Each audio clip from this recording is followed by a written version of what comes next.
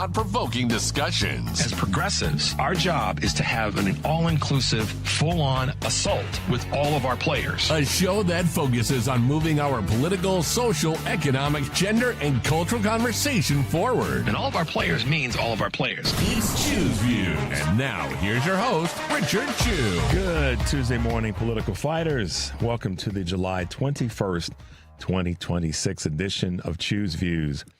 773-763-9278. Find my show on Facebook Live, TuneIn Radio, and YouTube. And email me at richard@WCPT820.com. Follow me on all the socials under Choose Views.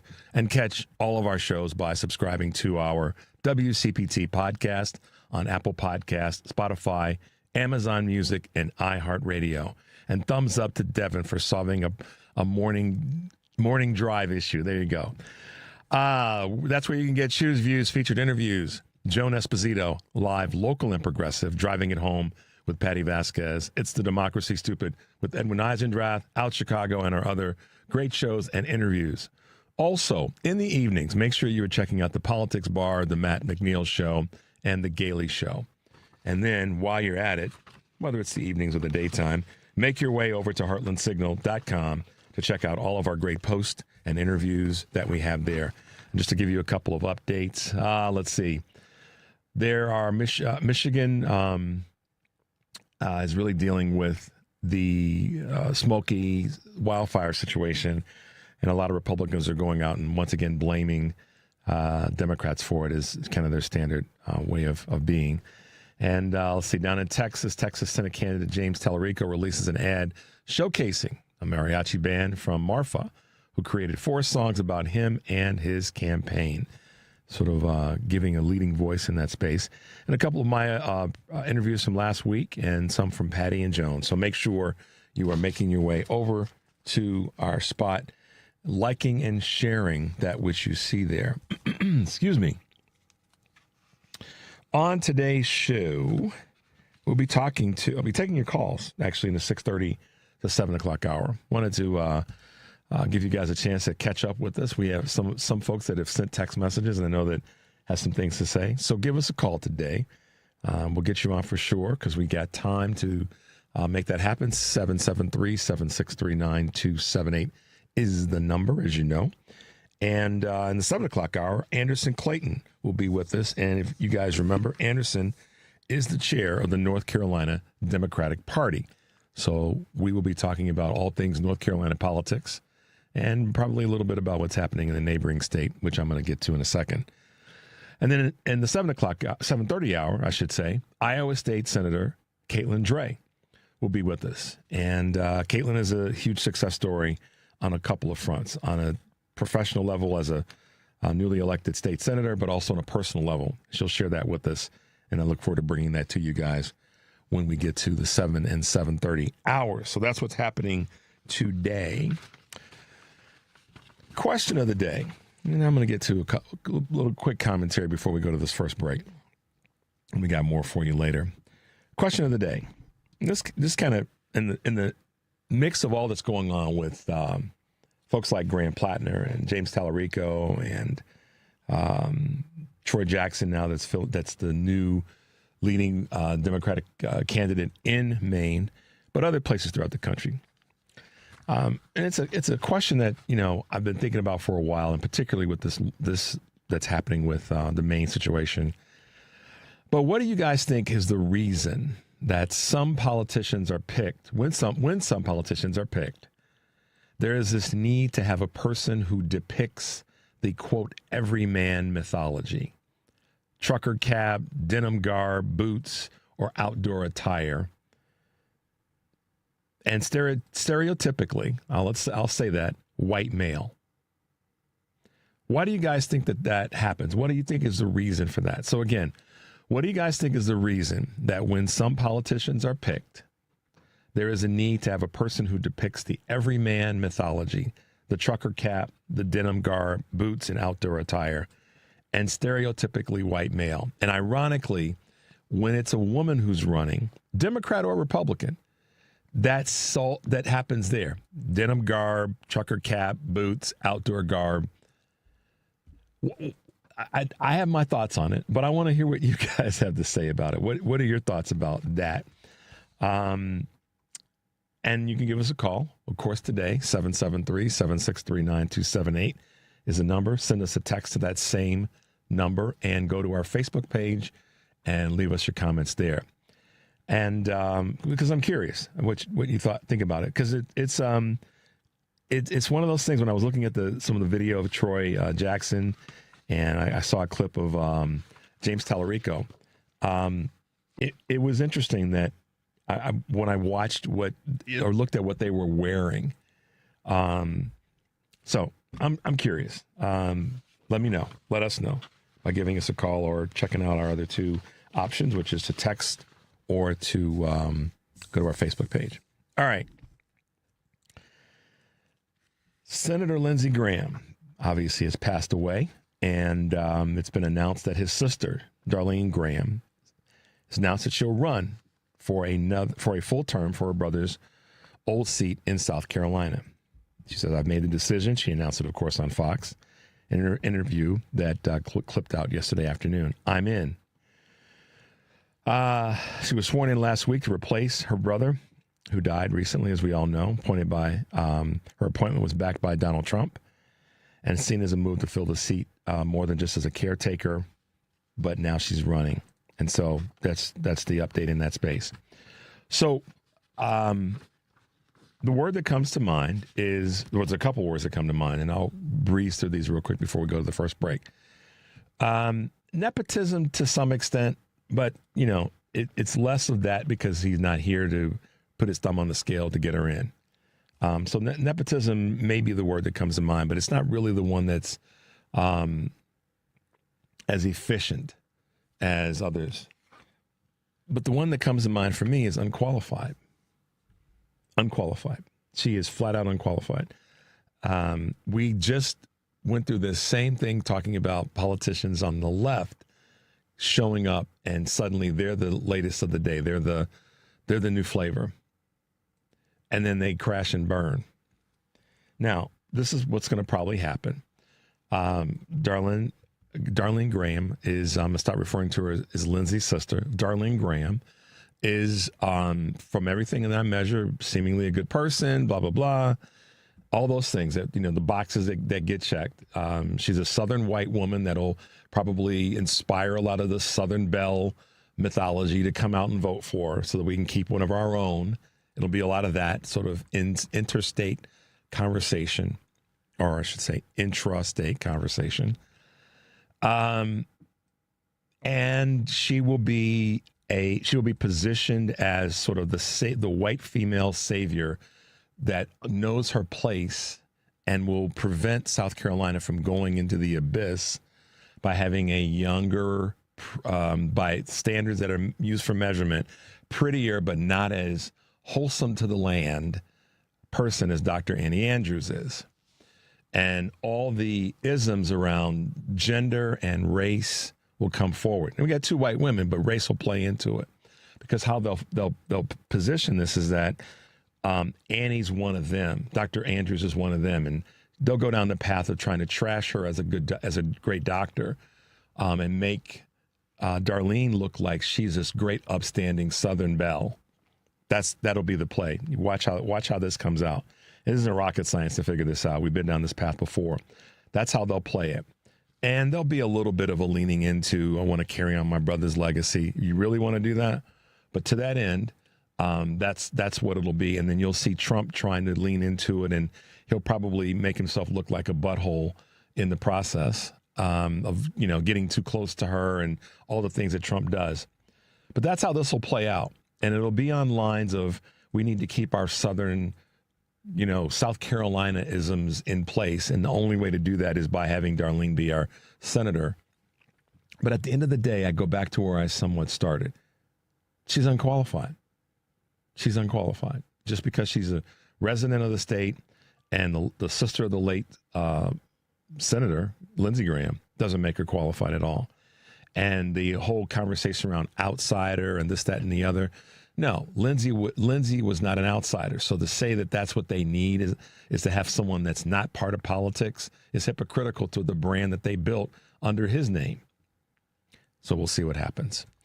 But that's a little bit of my early commentary this morning. We're going to take a quick break. The number is 773-763-9278. You are listening to Choose Views on WCPT, AM 820 in Chicago, and WARR 1520 AM and 103.5 FM from Warren County, North Carolina. And now, AM 950, the progressive voice of Minnesota. I'm Richard Chu, and we will be right back.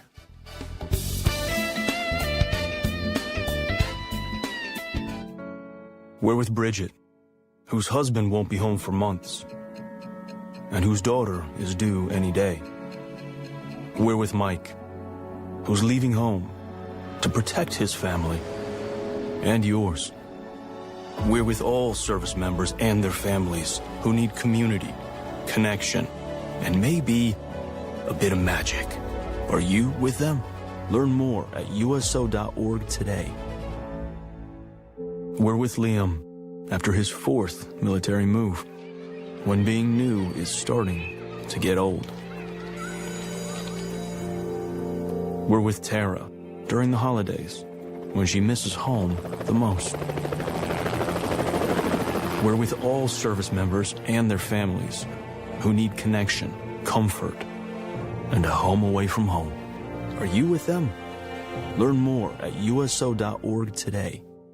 WCPT 820, Chicago's progressive talk, where facts matter.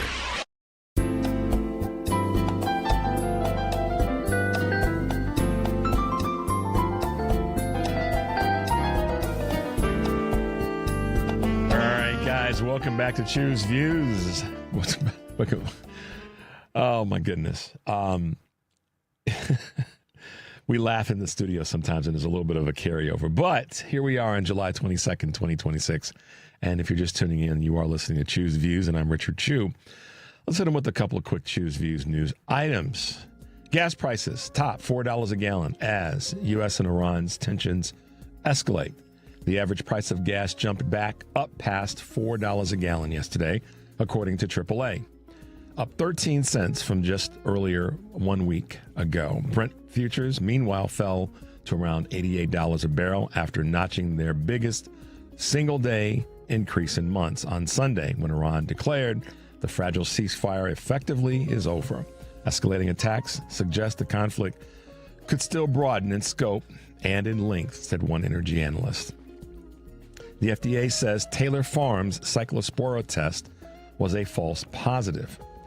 They walked back claims, meaning the FDA, that the parasite has sickened thousands across the United States, was found on lettuce from Taylor Farms. The agency reclassified Saturday's finding as a false positive and added that the cyclospora parasite has not been detected on any of its samples. That leaves a source of an outbreak a mystery. Though illnesses have been linked to shredded lettuce sold at Taco Bell restaurants in 5 different states. Taylor Farms had previously recalled lettuce grown in Mexico out of an abundance of caution. And maybe what we might need to do is stop cutting federal agencies so we got people in place to be able to help in this area. But there you go. Paramount and Warner Brothers mergers paused by a judge amid a legal challenge.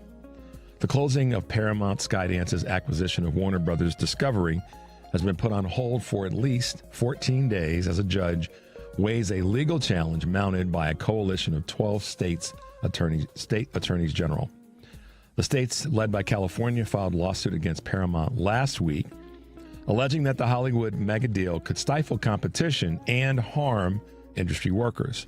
Paramount had hoped to close the deal this week. U.S. District Judge Arceli Martinez-Ogoyan scheduled a hearing for early August to decide whether the pause on the merger should be extended. And last but not least, the World Cup was a $9 billion success, and 2030 could be even bigger.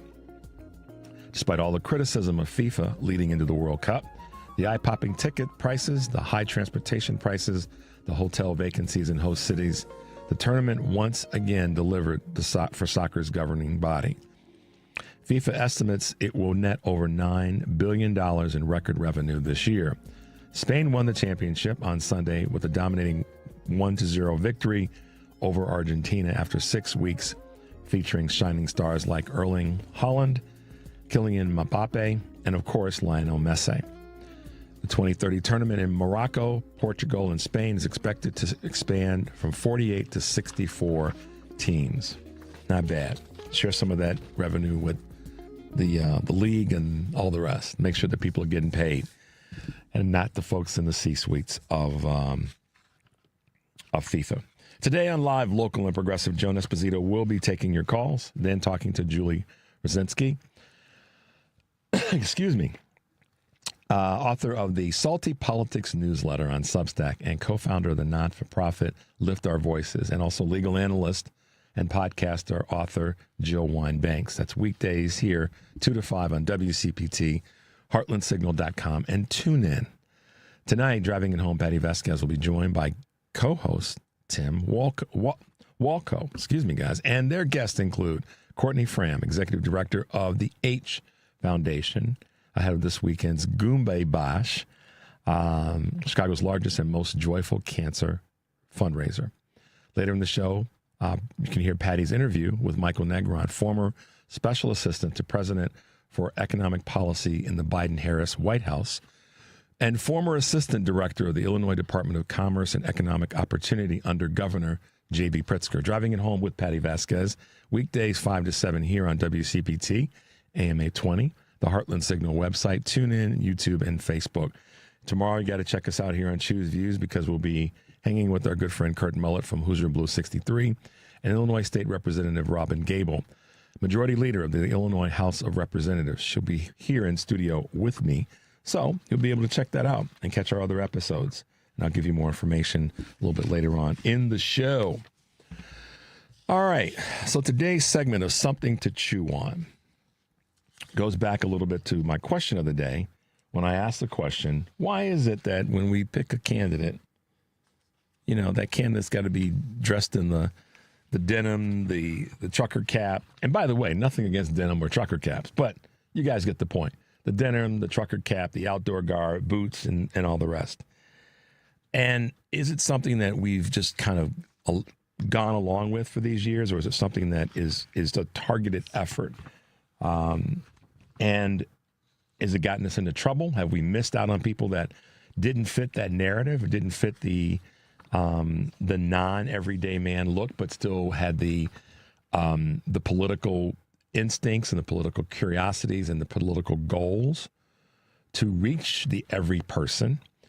And what I've come to see and learn in some of my review is that the everyday man political candidate has been strategically constructed to project relatability, structural independence from elite institutions, and a working class or middle class worldview. So that's in direct contrast to relying on traditional political pedigree, if you will, and this sort of archetypical framing of the outsider, populist, or citizen politician. But I think what happens in that case is that we overplay the hand of that everybody, like sometimes we talk about this in terms of kitchen table issues. I had this conversation with Mike Nellis about a year ago. Mike Nellis, Democratic strategist and guest on our show. I said, well, when you talk about the kitchen table issues and the everyday person and that sort of middle class person, that middle class American, give me a visual of what that person looks like. And when I've sort of, loosely tested this with other people, they describe in many cases someone that fits sort of a middle class white American looking family. The cover of many of the ads and boxes of cereal and other things over the decades. That's sort of the stereotypical who is the kitchen table, who are the kitchen table folk, who are the people that are depicted as that part of our economy. And then oftentimes, in fact, more oftentimes than not, it doesn't show a blending of who we are as a country, a diverse country. It tends to lean towards showing still things that we saw in the 60s and 70s, a mom and dad or a dad and mom with 2 kids, a dog, and a white picket fence home in a neighborhood that looks to be the representation of what Americana is all about. And we haven't, in many ways, based on my observation and some of the data that I see on the back end of who we target or who is targeted with our political marketing dollars, we haven't really shifted that much from that. And that's why I believe we have this argument for more diverse representation, is because the message that comes to us from our leading political voices and analysts and so-called consultants is stuck in the past. And when pressed, inevitably the political dollars, the political messaging, and frankly the country tends to go back to that sort of, we don't need to present the country as a diverse country politically. We need to present the country as one that fits the stereotype still. And I think that in some ways that's how we got into this. Think about it from this perspective.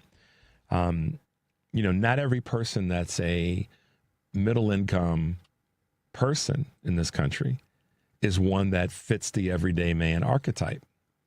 For example, if you take a metropolitan area that's got 500,000 people or that's got 5 million people, or let's say 100,000 people and 1 million people, those communities are oftentimes surrounded by rural communities.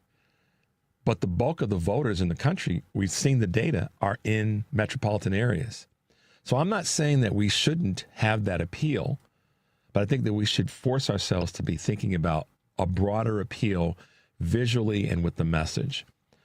Because if not, we might be still stuck in the future. I'm sorry, stuck in the past, not leaning toward the future. Just my thoughts. And I think the concept of the everyday man or woman needs to be broadened and needs to be one that takes on and takes in the fact that we've got everyday men and women that live in not just rural areas, but in metropolitan areas. And they might look a little bit different than the stereotypical push that we get sometimes. But there you go. Something to chew on today that I thought you guys might appreciate. And it leans itself into our question. What do you guys think is the reason that when some politicians are picked, there is a need to have a person who depicts the everyman mythology, trucker cap, denim garb, boots, or outdoor attire? And is it just leaning into a stereotypical white male? Let us know. Give us a call. 773-763-9278 is a number. You can send us a text to that as well. And by all means, you can make your way over to our Facebook page and leave your comments there. Going to take a quick break. The number is 773-763-9278. I'm Richard Chu, and we'll be right back.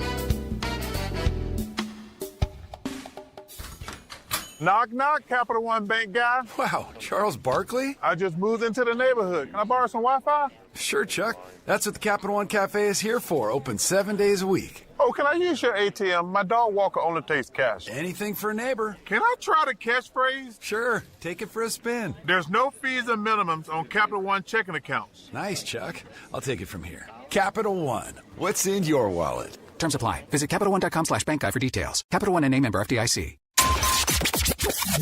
WCPT replay.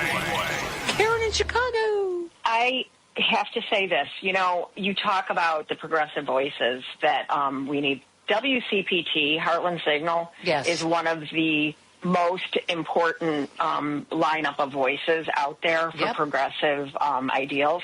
And of course, Richard Chew comes on before you guys. Right. Yep. Love him.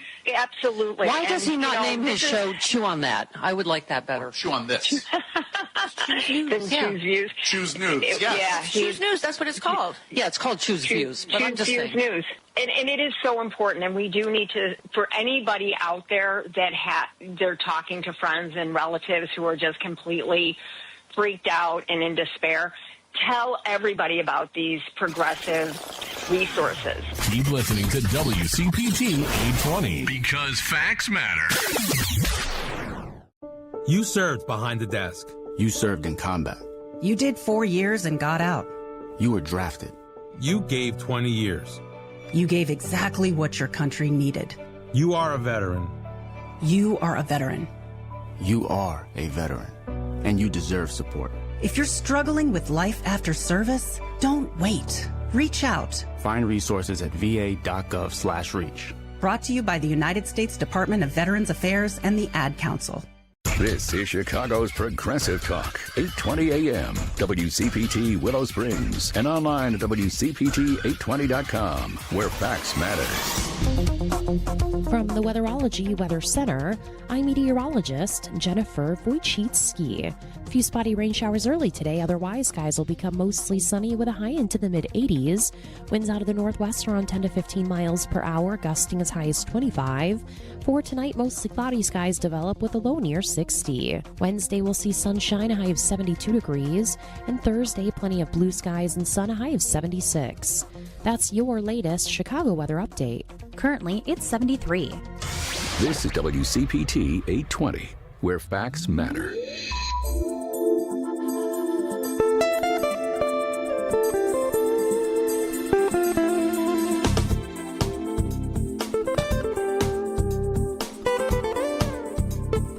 All right, guys, welcome back to the show. This is Choose Views. If you're just tuning in, 773-763-9278. Dun, dun, dun.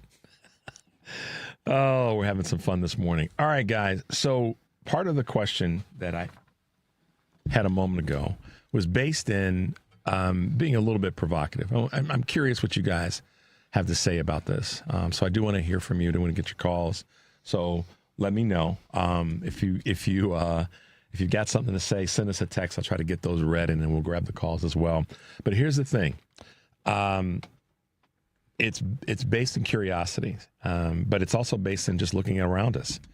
So there's a lot of people, and this was sent to me, that have been systematically left out of the system. We know that. This kind of sounds weird. Systematically left out of the system. The system is one that we know has created a tremendous amount of economic trauma, as was sent to me a moment ago. And that trauma has left a lot of people feeling disconnected to what we believe, or we've said we believe is good for all in America, we the people, and all those other great phrases and such.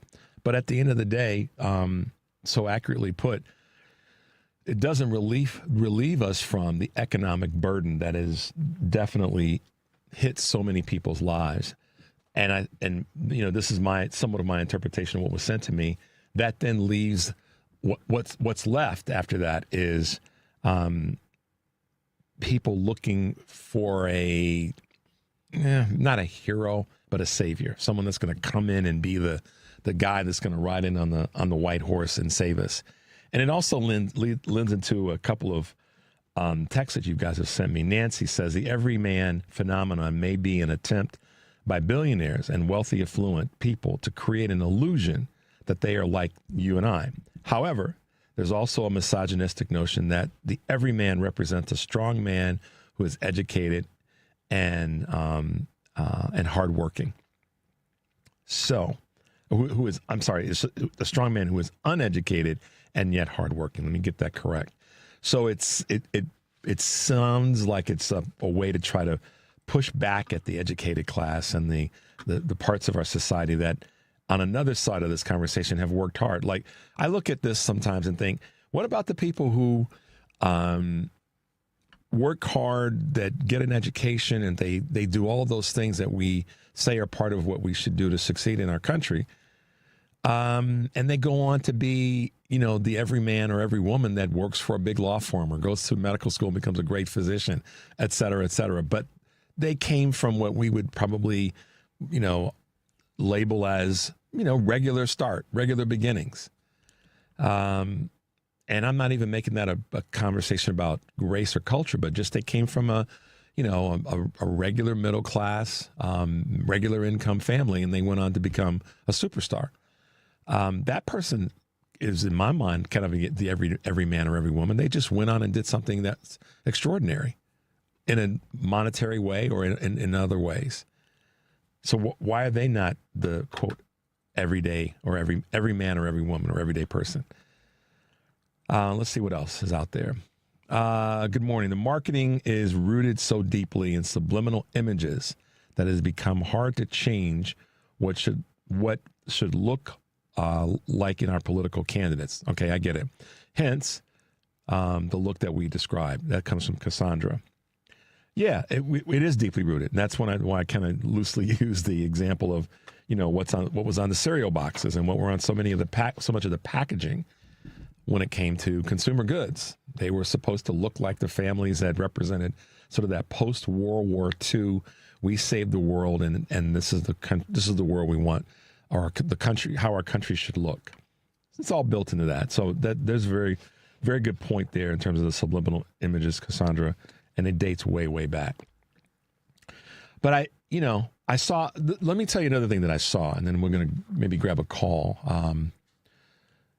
One of the things that I saw was, and some of us I know, and no one's touched on it yet, but I'm sure you guys will at some point in this conversation today.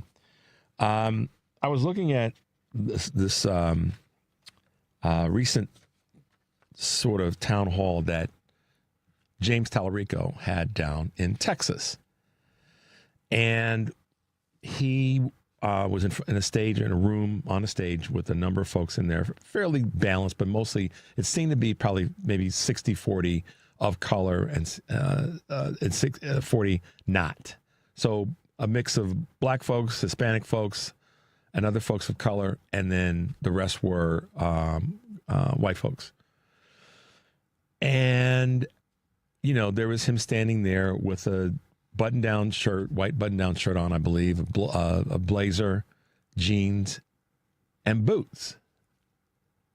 And I thought, okay, open your brain, Chew, and I have a very open mind. I thought, is that the representation of the people that were there? Is it to appeal, I should say, to the people that were there in that room? I don't know. But is it regional? Is it geographical? Is it state? Is it county? And don't get me wrong, I'm not picking on his attire. I'm not saying that at all. He looked great, very sporty. But is it geographics? Is it regional? What do you guys think it is? Is it sort of a need to look like they are part of the community? When he goes to Washington if he gets elected to sit in the halls of Congress and legislate as part of that deliberative body, is he going to be wearing boots in Congress? And that's not to say that's good, bad, or indifferent. I'm just curious.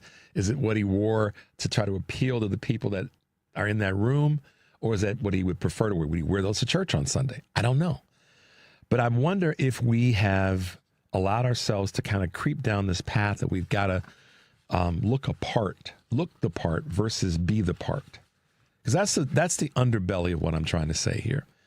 We need to have folks that are being the part, I believe, rather than just looking the part in our political conversations. And I'm not picking on Republicans particularly right now. I'm talking about Tallarico. And I could say this about other folks that have run that we love. So it's a question that we have to be, I think, more mindful of what's the quality of the person that's running and what he or she stands for. What are their permanent interests and all the rest versus just the look. So conversely, if that person were in a room full of quote unquote corporate executives that he or she is pitching them for money for his campaign, should he or she wear, the quote business attire that the rest of the room might be wearing? You got 20 multimillionaires sitting in a room that are about to write a check to that person's campaign, does he or she show up in a blazer, slacks, a button-down shirt, and boots, or does he or she show up in a suit or skirt attire, whatever it might be, male or female, heels and black polished shoes? So you guys get what I'm asking, and it might touch some of you guys the wrong way. You might think I'm being biased in my question, and I'm not. I'm just curious why we do it, or why you think we do it. And his image becomes situational image, let me qualify that, becomes become more important than the content of the person that's in the room. First impressions, that's part of it too. I was putting some notes together on this. That's part of it too. But, my curiosity is there. Let's grab a quick call before we go to a break. Let's go to Daryl. Daryl, good morning. Welcome to the show. Good morning, Richard. This is Daryl. Hey. I may not have a white horse, but I do have a white Ford 150 pickup. Okay. All right, and I want to tell you the attire that I wear, and I believe is a true man. A man should dress like he is. And mine is the boots are Timberland boots with Vibram soles and Carhartt pants or bibs and a ball cap, either a Bass Pro Shop cap or John Deere or Ducks Unlimited. Now, I do like to shop at Bass Pro Shops, and when my wife wants to go out and shop, we take her to Walmart's. And she's not the prettiest gal, but can she cook? I'll tell you what. A man should dress the way he is. I dress like I'm ready to work, or I just got done working. You understand what I'm saying? And I feel this is a white privilege. This is the American male. Carhartt, Carhartt pants, bibs, but whatever. That's for the summer. So if I'm running for office and to your point, so we're going to use your words, a man should dress, I'm going to say a man, but I'm going to say a person, but a person should dress the way that they dress. So that's kind of extract what you said a little bit. So show them what you are. So if I'm running, again, I'm putting this in the political context. If I'm running for office and I'm going to follow your guidelines or your belief, which I respect as your belief, and I'm coming to speak to a crowd, then I should dress the way that I dress. That's kind of the label or not the label, but the direction that you would give me. So if I walk in with a suit on and a tie, and then I'm dressed the way that I dress for meetings, would you then see me as not? What would you see me as if I roll into a meeting of the folks that you just described? But I have on a suit, a tie, and polished black shoes. Talk to me, Daryl. Well, I would say it's up to you the way you want to dress, and you're a damn looking good guy. I know that. And let's see, if I do have to go to a wedding, of course I'll go to Target and pick out the best pair of slacks and shirt that I can find. And yeah, I do not. What a person is on the outside, I want it. It's what he's on in the inside. I got you, Daryl. That is. And Richard, I'm just teasing you. This is Ken from Rogers Clark. I'm just teasing you. Last time I was This is Ronnie Reagan calling. You blew. I knew who it was. Right? I had to tease you. I knew you were throwing me some curveballs because. Oh yeah. When you said the thing about oh gosh, well, we take her to Target. I was like, okay, he's pulling my string on this one now. No. She may not be the best looking woman, but she can cook. I mean, she can cook. Man, oh man, Bass Pro Shop and Carhartt Carhartt blue jeans. Got the Timberland boots and everything, and oh gosh, I had to pull your leg. That's good, man. That's really good. Like, instead of a white horse, I do have a white Ford 150 pickup, which is true. You ain't got it. You don't have a 250? Come on, man. Oh well, I can't afford that right now.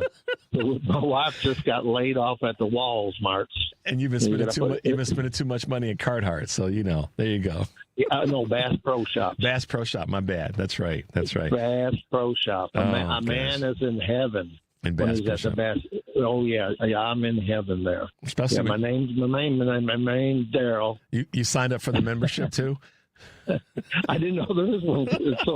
It's so far away. I thought I'd tease you a little bit. Well, I appreciate this morning. Because I did the Ronnie Reagan last time. I said, well, Richard, that's right. Ronnie, there you go, blaming everything on me. Yeah, that's you right. Can't blame the fires on me. But I'm up in heaven. But Ronnie, I know we've had this conversation before.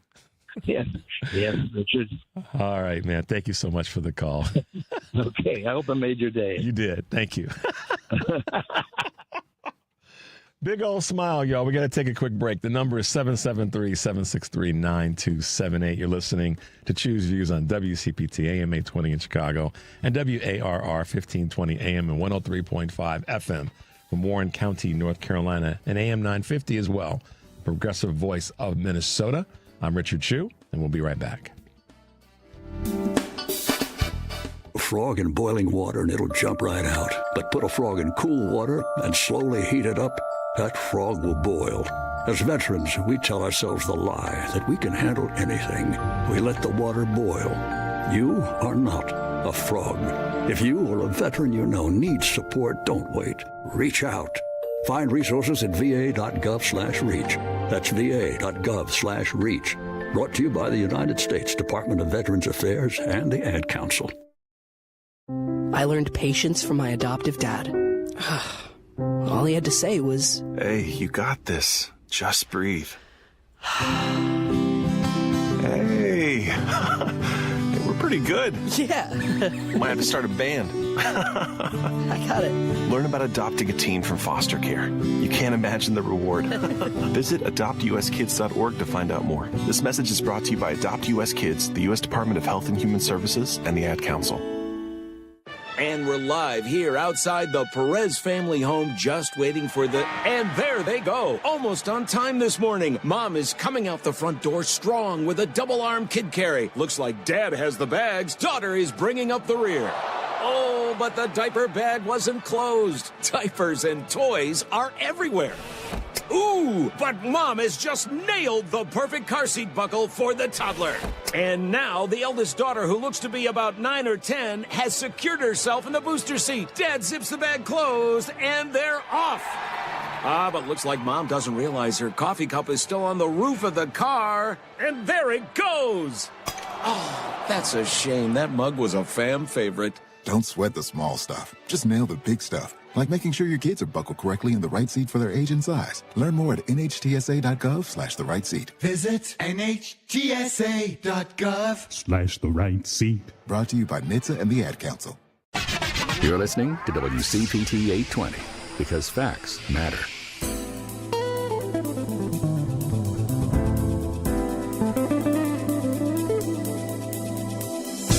All right, guys, welcome back to the show.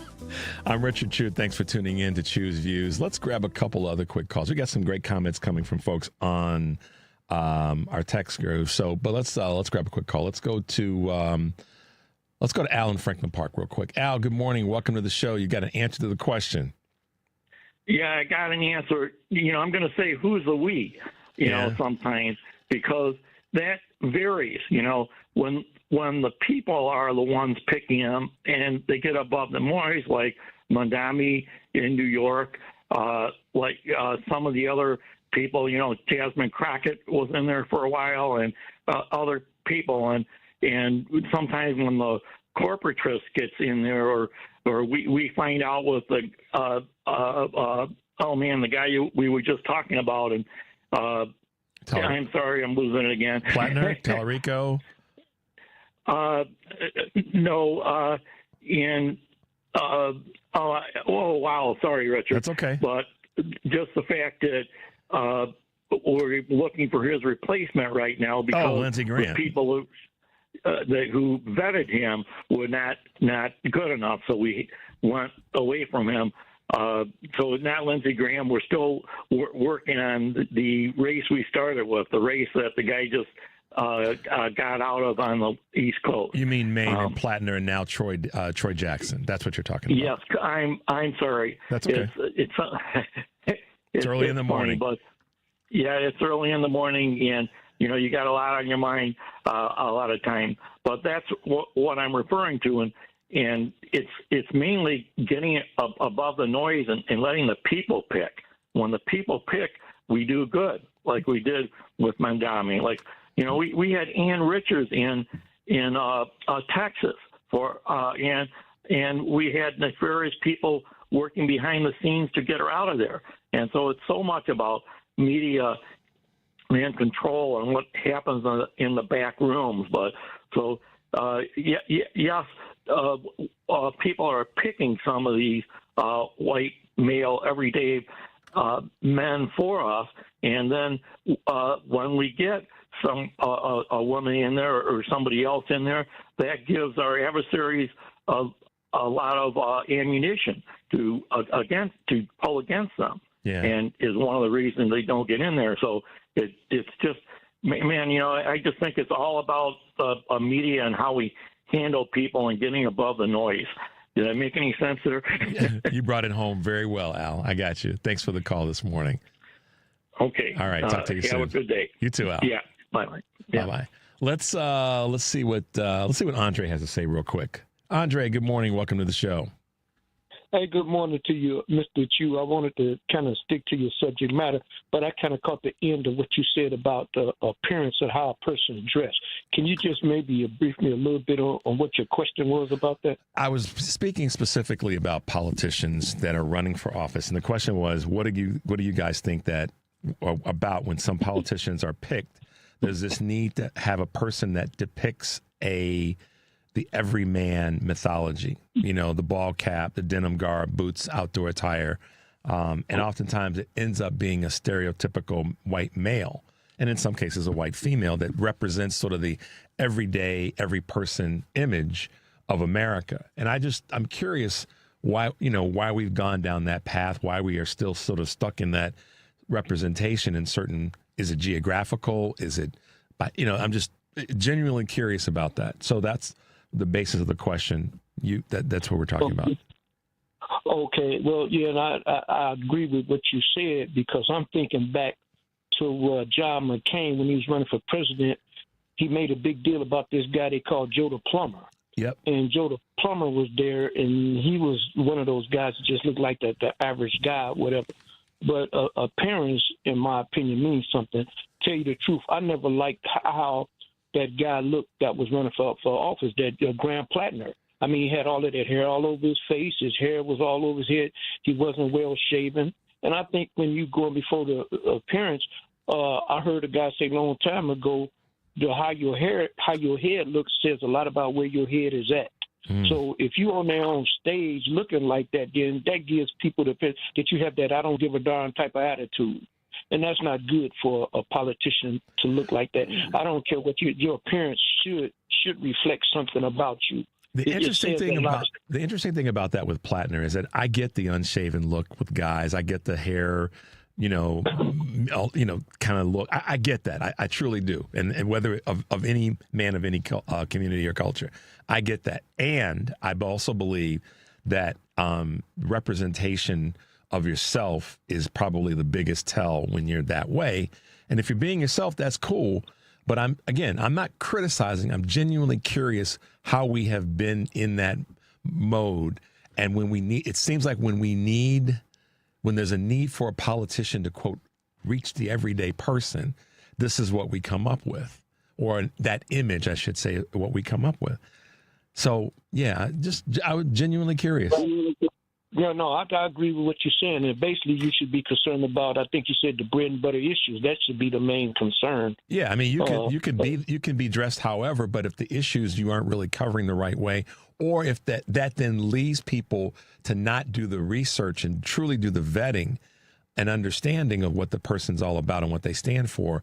And I put this out here now. When I go back to Lindsey Graham's sister, I said I wasn't going to do that. Darlene Graham is running for this office, but guess what? She's going to be presented as this great-looking Southern belle, smart, mature white woman that represents. But then suddenly Dr. Annie Andrews is going to be pitted as this young whippersnapper that doesn't have the community in mind because they're going to make her look like she dresses too fancy. Watch what happens. So, I have a tendency to agree with that, and they should just question her credentials just as you did, because she'll basically be a figurehead. That's when it. you go into an atmosphere like that and you don't know anything, then everybody's going to be dictating to you what to do. They're going to run circles around her. She's going to be a rubber stamp. So exactly, she's going to go along just to get along and try and walk in Lindsey's stead. But you mind if I say something quick about Lindsey Graham right quick? Go ahead. This is what I want to say. The airspace over there in Ukraine, where Vladimir Zelensky has been shut down ever since the war with Russia. In order to get over there to Kyiv, where Zelensky is at, you got to take 3 flights and you got 2 layovers. I think that what Lindsey Graham should have done, since there's such an extensive flight and you'd be in the air as a total of like 30 hours, he should have consulted with his doctor first to see if he was healthy enough to do that flight. Because that means getting on and off of maybe 3 planes and then riding local in different vehicles for a good little while, Yeah. So I think that might have been the compression and decompression, without a doubt, for anybody of any age, but certainly with some of the known medical things that we talked about and all the rest. And once again, the professor, Andre, you're showing care for somebody. As much as we couldn't stand what he did politically, we don't want the dude to go through that kind of hell. So you're a very, very, very good point, Andre. Thank you for that. We got to bounce, man. I'm a proud Democrat, lifelong Democrat, and even if I suddenly became a millionaire, I would still be a Democrat, because I know that there are people out here that need social services and social programs, and a lot of the people that are wealthy, they want to lean Republican just so they can get a tax break. But what about the people in your family? What about your aunts and uncles and nephews and cousins that are not able to sustain themselves? They need social programs. Yep. So I could never be a Republican for that reason. Thank you, Mr. Chief. Thanks, Professor Andre. We'll talk to you soon. Have a great day. Thank you. All right, guys. We won't go to a break right now, but I will say a couple things. I see your calls. We will try to figure out how to squeeze them in some way, somehow. But hang in there with us, and we'll see what we can do. Let's see. I want to come to a quick text message. Someone said that just be a good politician. I'm giving you the edited version. It could care basically not what you look like. Just be good at legislation. I'm gonna be a good politician, and I want to be your politician. I want to be a good politician. This person's basically saying they're sick and tired of hearing politicians say, I'm not a politician. I'm not a career politician. That's getting tired. Just say that you are. Once you enter the ring, you are a politician at that point. Just become a good politician. I like that. That comes from one of our listeners here. All right. Let's get this break in, guys. 773-763-9278 is the number. You're listening to Choose Views on WCPT, AM 820 in Chicago, WARR 1520 AM, and 103.5 FM from Warren County, North Carolina, and AM 950, the progressive voice of Minnesota. I'm Richard Chu. When we come back from this break, we'll be talking with the Democratic chair of North Carolina, Anderson Clayton. We'll be right back.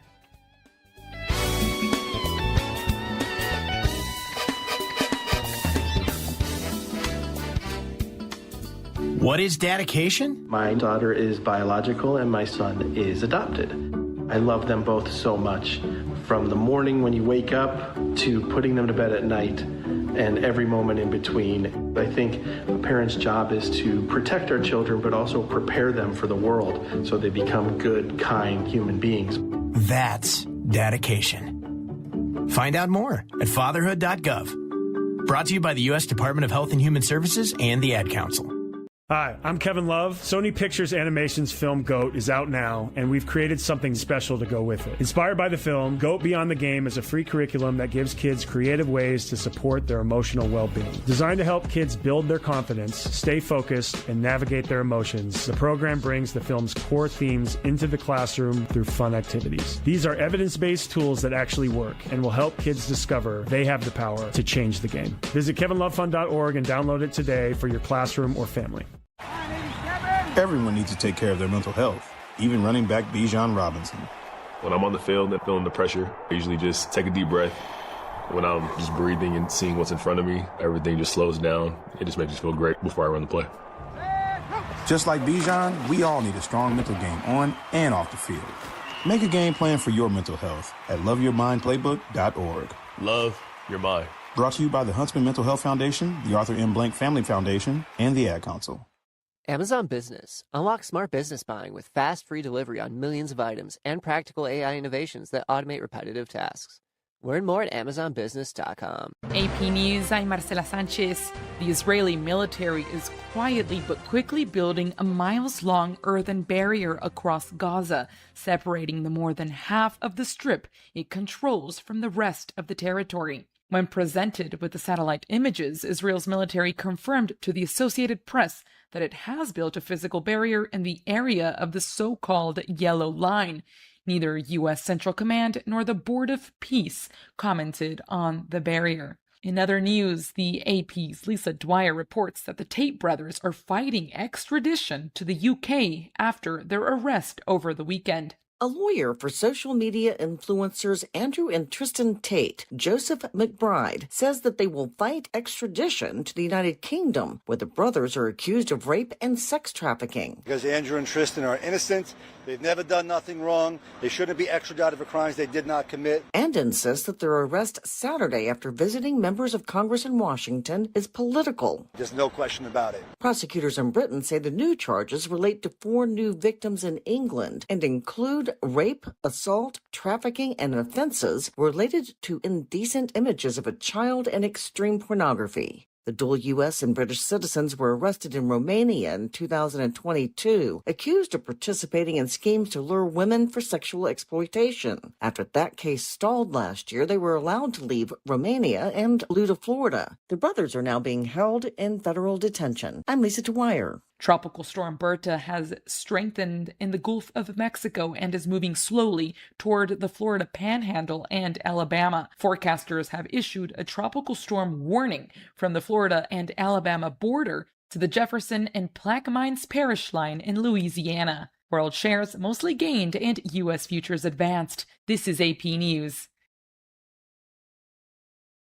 At a service for Nolan Wells, his parents, Christine and Elmore Wansley, described the Mississippi teenager as a gentle soul and a gifted athlete. In a world that can often feel dark, be like Nolan.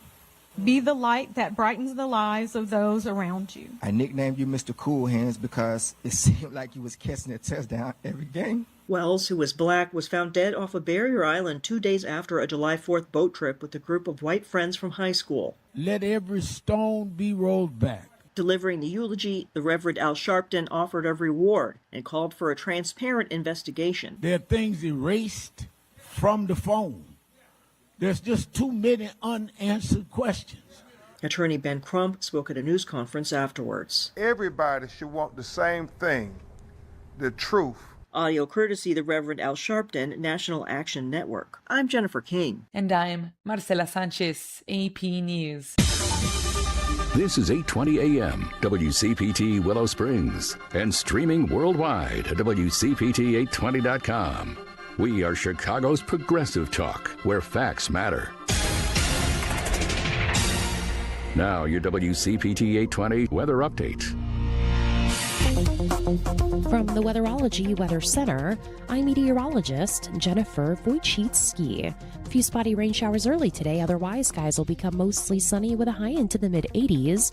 Winds out of the northwest around 10 to 15 miles per hour, gusting as high as 25.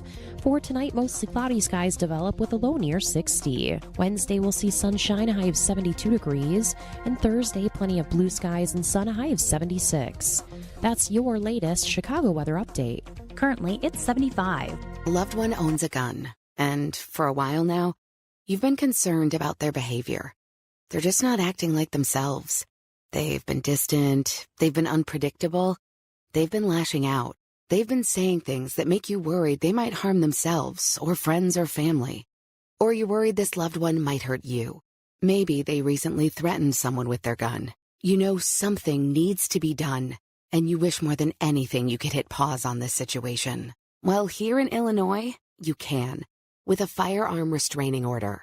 In extreme cases, this order temporarily prevents a person in crisis from having a firearm, giving them time to heal before they do something dangerous or even deadly.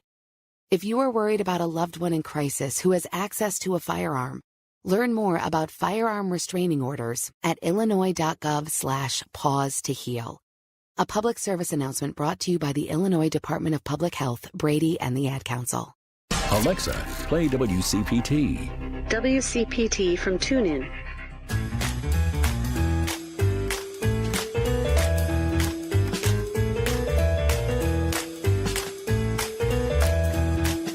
You're listening to Chew's Views with Richard Chew. All right, guys, welcome back to the show. Thanks for being with us. I'm Richard Chew, and yes, this is Chew's Views. Over the last almost a year's time, this young professional, and I say that respectfully, has kind of set the world on fire. And we've been able to be blessed to have her on the show a few times. And I made one statement, and the next thing you know, we're off doing a project together that I hope is one that we can do more of. Anderson Clayton is the chair of the North Carolina Democratic Party. And she's a lot more than that, guys. She has been a complete energizer to the party in the state, but in the region as well, and I dare say the rest of the country. Good morning, Anderson. Welcome back to Chew's Views. Thanks for having us, Richard. Always good to be on here with y'all. You know, I had a moment earlier where I was talking about something that's, I guess I'll call it regional because it's not your state, but you are the neighboring state to South Carolina, and obviously we're you talking about Darlene Graham this morning? Come on now. I've hung out with you, so we don't have to do all the pretense here. Good Lord, Anderson, what are y'all thinking about this? I gotta ask you. You know how I am. Look, I think that it is, of course, it was surprising, I believe, and I know that Annie Andrews, who's the nominee out there in South Carolina right now, is going to still continue to do everything that she is, making sure that she's meeting people where she is in communities, advocating as someone who is a pediatrician and someone that knows firsthand right now the cuts that are happening in Washington, D.C. are genuinely impacting the South more than any other region in the country. And I think that she's going to be able to go up against anybody that they're going to put in that seat against her. But I know it's going to be a tough race. It always is, especially in South Carolina. And so if you all are feeling generous and y'all are watching everything going on, I hope you're giving a little money to the South Carolina Democratic Party today, too, everybody. It's true. I mean, this is one of those things, and it's why I briefly talked about it earlier, but it's not just that she is not qualified. That's the word that came to mind. Nepotism, I didn't think that really fit because he's passed away and he hasn't leaned on the scale to get her the quote-unquote job. But political nepotism, maybe, with Trump saying she should be the one. But at the end of the day, she's just not qualified. And we've got way too many people, broadly in politics, but specifically the Republican Party, state officials as well as national, they're just not qualified to be in the role. And she, if anybody now, represents that probably more than anybody that's running in any race anywhere in the country. She is not qualified to be a U.S. senator in any state, period. So. Well, I don't think Donald Trump is qualified to be president, and unfortunately, that's where we are right now. And so I know that we got a lot to prove to voters throughout the country to make sure that they understand who's actually fighting for their best interests this year. And I think that a lot of folks are going to be coming to the table because they know that, I always say God rest his soul, but I'm like that Lindsey Graham was not doing anything to help the people of South Carolina while he was in Washington, D.C. when it comes to the people that were the most poor and the most impoverished and also the most helpless right now throughout that state and throughout our region of the country. And so I know that we've got a lot of work to do throughout both our states, Well, let's talk about someone that has done the work in the past and is doing the work now, and that's former governor Roy Cooper. Why did I get stuck? Former Governor Roy Cooper, who's running for U.S. Senate in your great state of North Carolina. How are things going, Anderson, and what can we be doing? What should we be doing from anywhere in the country that here's our conversation today? Well, things are going so well in North Carolina that if you're listening to this from anywhere else, just know that Republicans are so afraid of voters in the state that they have decided that they are going to strip away voting locations off of college campuses and out of predominantly black communities across North Carolina, thanks to Republicans on our state board of elections that control it right now. And that was from the fact that our state legislature stripped that power away from a Democratic governor in our state just at the end of 2024 after they lost their supermajority in the state house in North Carolina after that election cycle. And so we're doing a lot of voter protection efforts on the ground right now. Guilford County, which is where Greensboro is, which is where I've got any Aggies that are listening to this right now, Aggie Pride, the University of North Carolina at A&T is really struggling because they know that they're going to be seeing their voting site potentially taken off of their campus today. A&T is the largest public HBCU in the entire country, and we are seeing Republicans at the Guilford County Board of Elections target those students. And so today at 2 p.m., we've got a meeting that we are all going to. The Board of Elections is going to be meeting, and they're going to be deciding whether or not they're going to strip that voting site off campus. But we know that Republicans control that board right now and are dead set on trying to do that across our state and have so already. So we're trying to make sure that we're educating students about getting out to the polls. And I also know that this is really going to shake up a lot of students on campus to make sure that they are energized to get out and vote this year because Republicans keep on trying to take it away from them.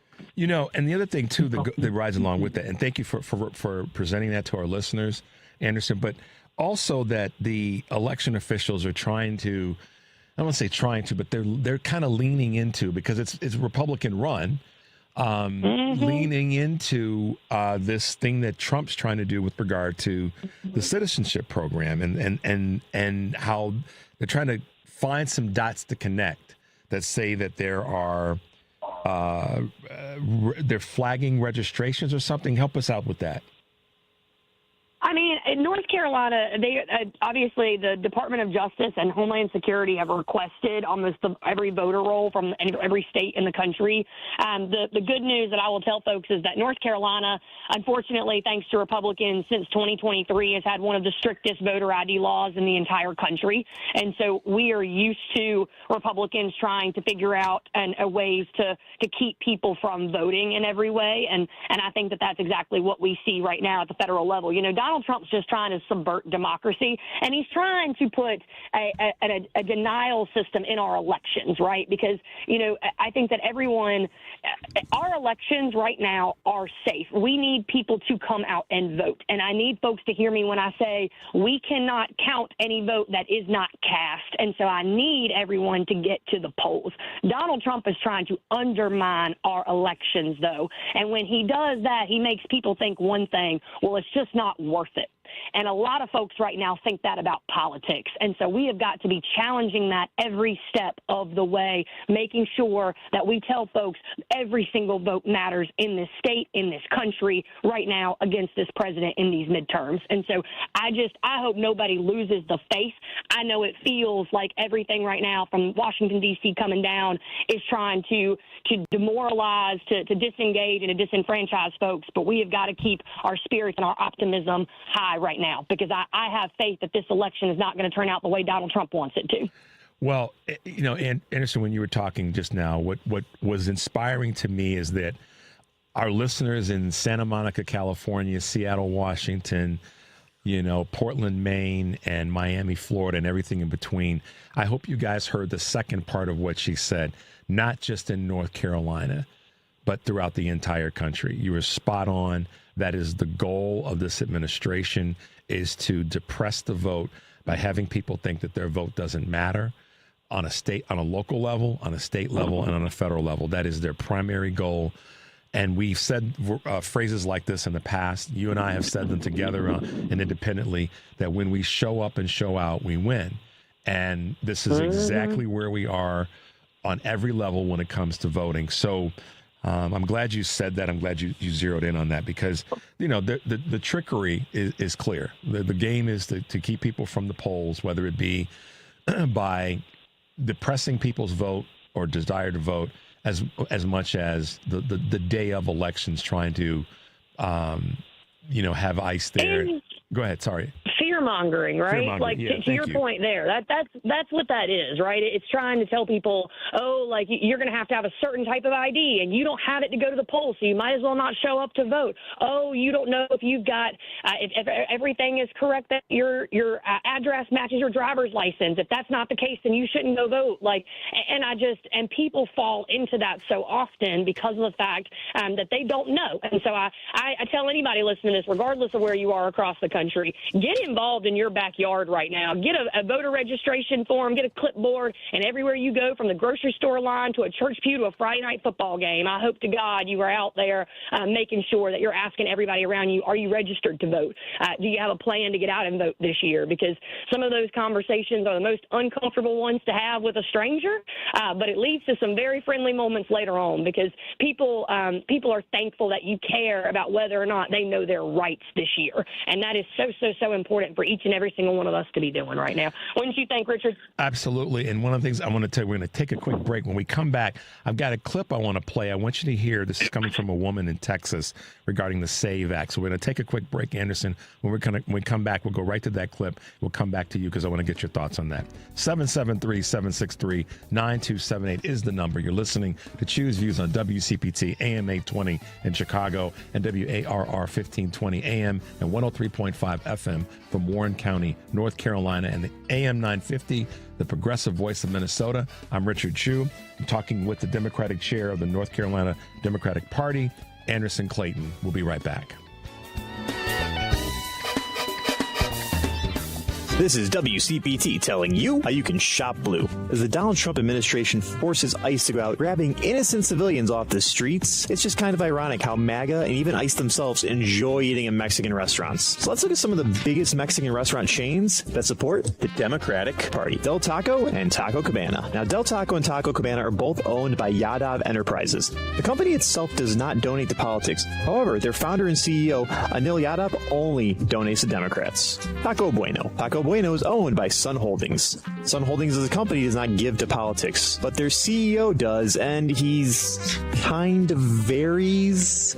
He's donated to Hillary Clinton, and he's also donated to Marco Rubio. However, he has never donated a single cent to Donald Trump. So, MAGA, since you have a problem with undocumented immigrants but love eating their food, I have a solution. How about you go order a taco salad from Trump Tower? Don't worry, it's as authentic as your president's tan. This has been WCPT telling you how you can shop blue.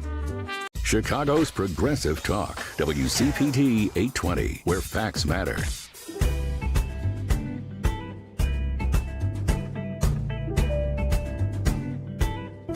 Well, I got denied to get a new license here in Texas because I didn't have proof of my first marriage almost 18 years ago. To prove that I went from my maiden name to his last name and kept it, and then went to my new name that I've had for 12 years. Okay? Love that for me. They were like, well, do you have your first marriage certificate? No, ma'am. Why the would I have that? Excuse my language. I'm a little peeved. Then she asked if I had my divorce papers to show that I was keeping my last name. She was like, well, why didn't you go back to your maiden name?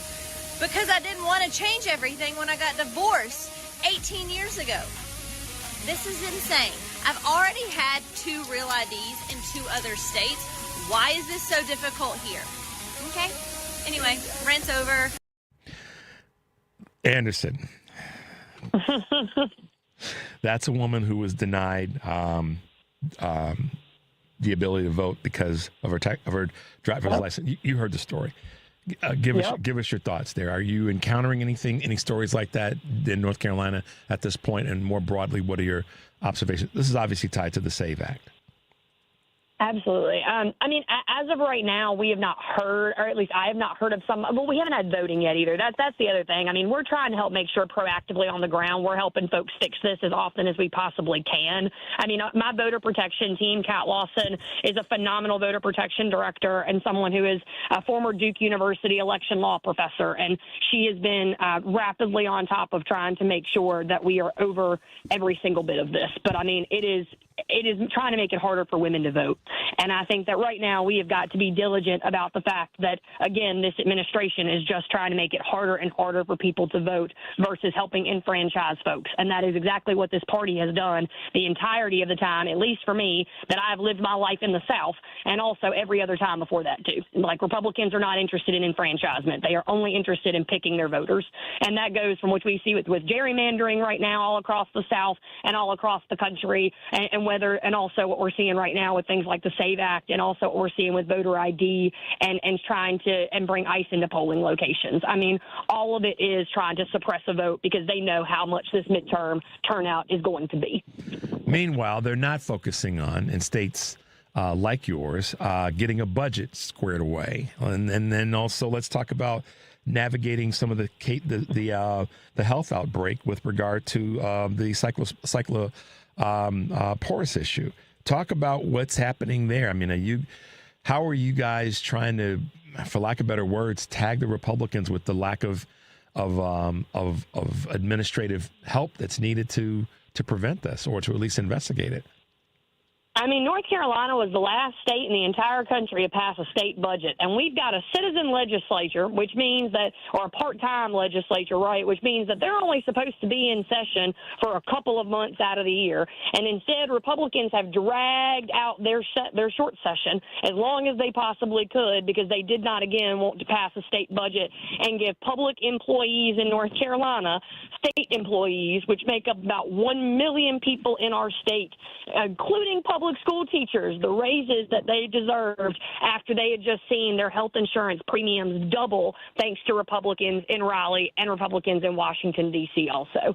And so really what we've been able to do is targeted approach to the folks that, in my opinion, are the public servants that do every single the day-to-day work to make communities run all across our state, and be able to talk to folks about how disrespectful the one job a state legislator has that they have been to the people of North Carolina right now. And I've got some great state legislative candidates, including people like Lindsay Prather, who's a former school teacher. She's out in Buncombe County, North Carolina. So anybody that's got relatives in Asheville, you give them a call today and you say, hey, make sure you're voting for Lindsay Prather. And then also looking at people like Dante Pittman, who's out in Wilson County, North Carolina, one of my youngest state legislators that I got. And he's actually out in Arkansas right now doing drills because he is also a National Guardsman. And so Dante understands better than anybody exactly what this administration is doing right now by sending us into forever wars and not actually having the interest of people that wear that military uniform. One of the things that a lot of people don't know is that, how coastal North Carolina is. A lot of times I think people think of North Carolina and they see it as more landlocked, but it's coastal. And as a result of that, I shouldn't say as a result, but as part of that, you've been dealing with some issues when it comes to hurricane recovery in line with the state budget. And yet you're still, there's this standoff that the Republicans are not providing the leadership. Governor Stein is doing everything he can do, but we've still got this stalemate because Republicans in your state legislature aren't getting the work done to take care of the shorelines and hurricane recovery. Talk a little bit about that if you can. Yeah, Hurricane Helene was the worst natural disaster. And yeah, North Carolina is got coastal sides to it, but Hurricane Helene proved that climate change does not care where you live in the state of North Carolina or in the entire country, but it'll come for you anywhere, because Hurricane Helene was a natural disaster that ravaged 35 counties throughout western North Carolina. It was the worst natural disaster they had seen come through that region of the state, and ended up putting about 12 feet of water in people's homes. And it was horrific, and they are still waiting on the federal government to give about $60 billion worth of economic investment and also homes to be fixed in western North Carolina right now. There's a documentary called Scars on the Mountain that's coming out in August, and we're going out to be able to make sure that in Burnsville, North Carolina, because it's going to showcase the people that are still waiting on help from the federal government out there. And honestly, people had time to make a documentary before the federal government came in to help them fix their houses. And so I feel like that's all you need to know about what's going on in Western North Carolina, too, right now. And the fact is that our governor has tried every step of the way to beg Donald Trump and FEMA and everyone else to help folks out there. And he is out there almost every single weekend right now trying to make sure that he is highlighting and not letting people forget about Western North Carolina. Because if you are calling in right now from Appalachia, anywhere in it, you know that Appalachia is one of the regions of this country that has been the most forgotten about, but also the most exploited. And folks right now are just pissed off at the fact that federal aid has not come into that part of the state. And we've got a really amazing congressional candidate out in Western North Carolina that's running against the Republican incumbent Chuck Edwards. His name is Jamie Ager. Jamie Ager is a farmer at Hickory Nut Gap Farm, which is one of the only regenerative agricultural farms in North Carolina in the western part of the state. And he is really focused on making sure that Hurricane Helene recovery is given in full to the folks that are out there right now. And so if you're anywhere or you got any family that live in the western part of the state of North Carolina, make sure that they're going out and they know the name Jamie Ager and that folks are coming out to vote for him this year, because Chuck Edwards has sat his ass in Washington, D.C. and done absolutely nothing, to be honest with y'all. Yeah, well, and that's what we're looking for. And I'm just sitting here with this big smile because you guys that are listening anywhere in the country, you've heard Anderson on the show a number of times, but you haven't had the chance to see her or meet her. If you haven't had a chance to meet her face to face, everything that you're hearing in terms of her energy and her fire, it's as real as water. I saw it up close and personal, and she's about a half a minute big in terms of physical stature, but she brings the heat and the energy to every meeting that she's been a part of. And the folks in North Carolina are blessed to have you as their chair. Anderson, let folks know as we wrap up how, again, they can find you, how they can get involved in what's happening there in the state, whether they're in the state physically and can vote or they're across the country. I want to make sure that I do my part to connect people to what you are doing there in the great state of North Carolina. Wrap us up real quick. I was going to say, I am on every social media possible. So is the North Carolina Democratic Party. Give us a follow at Andy Breeze or NC Democrats. We would love to have y'all follow along. Sign up to get on our website and volunteer. If you're somebody who's like, I'm not on social media, Anderson, that's okay. We'll send you an email and just let you know what's going on in the state at ncdp.org. But we are so excited because North Carolina, we're going to deliver a U.S. Senate seat this year for the country, and we're going to hold a Supreme Court seat with Anita Earls and make sure that we're on the pathway to take back our state Supreme Court so that we can do what Wisconsin is going to do this year. Shout out to my neighboring state to the north, and that, well, not neighboring in that sense, but my state to the north, my sister state in the Supreme Court races, but just making sure Wisconsin's going to be able to hopefully have a Democratic trifecta this year because they flipped their state Supreme Court, and we want to make sure that we're on that same trajectory to do it. So Justice Anita Earls, everybody know her name too if you're in North Carolina right now and you're voting this year, but even if you're not, she is a national name to know, in my opinion. Absolutely. Anderson, it's always great to have you on. I'm glad you're doing well. I know you've been accumulating the travel miles because you've been all over the place. Great segment that you did with Jonathan Capehart on MS Now. So keep the hard work up. We got your back way up here in Chicago. I think you know that by now. And everywhere else in the country, because you're one of the leaders and voices that we need in this time. So thank you so much for that. Thank you, Richard Chu. We really appreciate y'all. All right. Talk to you soon. Be safe. Thank you. All right. Bye-bye. There you go, guys. That energy is real. I sat next to it for 2.5 hours when I went down to North Carolina back in March. We had our fireside chat. The point that many of the points that she made are strong, all of them, in fact. But one of the ones that I want to lean into before we go to this break is, I say it all the time, and I say it because I mean it. What happens in state politics, state elections, is more important now than ever before in terms of our national politics. What's going on in North Carolina with the Republicans is a travesty. It just is. Our next guest, when we come back from the break, Senator Catelin Drey will tell you the same thing.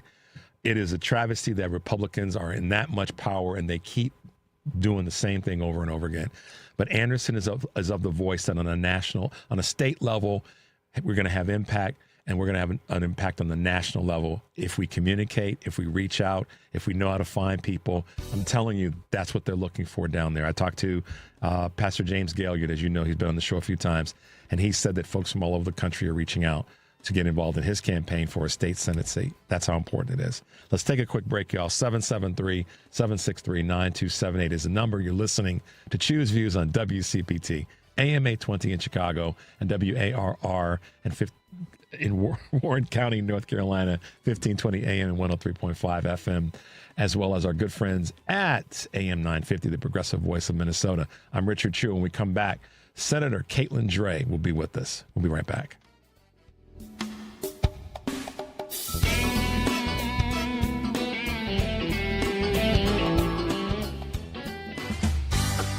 You know, one of the best parts of summer around here is Fair Week, and it's almost here. The 2026 McHenry County Fair returns to Woodstock August 4th through the 9th, and they've packed the week with something for everyone. Whether you're cheering on the action at the Next Level Bull Riding Rodeo, catching the horsepower at the tractor and truck pulls, watching the quad racing, or waiting for the Demolition Derby, there's never a dull moment. And when the grandstand lights go down, stick around for live performances from country favorite Alex Miller and the always entertaining Feudin' Hillbillies. Of course, it wouldn't be the fair without carnival rides, mouth-watering fair food, livestock exhibits, local vendors, and all those traditions you look forward to every summer. So grab your family, your friends, and make some memories at the 2026 McHenry County Fair, August 4th through the 9th. Get your tickets and see the full schedule today at McHenryCountyFair.com. And we're live here outside the Perez family home, just waiting for the... And there they go, almost on time this morning. Mom is coming out the front door strong with a double-arm kid carry. Looks like Dad has the bags. Daughter is bringing up the rear. Oh, but the diaper bag wasn't closed. Diapers and toys are everywhere. Ooh, but Mom has just nailed the perfect car seat buckle for the toddler. And now the eldest daughter, who looks to be about 9 or 10, has secured herself in the booster seat. Dad zips the bag closed, and they're off. But looks like Mom doesn't realize her coffee cup is still on the roof of the car. And there it goes. Oh, that's a shame. That mug was a fam favorite. Don't sweat the small stuff. Just nail the big stuff. Like making sure your kids are buckled correctly in the right seat for their age and size. Learn more at nhtsa.gov/the right seat. Visit nhtsa.gov/the right seat. Brought to you by NHTSA and the Ad Council. This is Chicago's Progressive Talk, 820 AM, WCPT Willow Springs, and online at WCPT820.com, where facts matter. From the Weatherology Weather Center, I'm meteorologist Jennifer Wojcicki. Few spotty rain showers early today, otherwise skies will become mostly sunny with a high into the mid-80s. Winds out of the northwest around 10 to 15 miles per hour, gusting as high as 25. For tonight, mostly cloudy skies develop with a low near 60. Wednesday, we'll see sunshine, a high of 72 degrees. And Thursday, plenty of blue skies and sun, a high of 76. That's your latest Chicago weather update. Currently, it's 75. Because facts matter. You are listening to WCPT 820.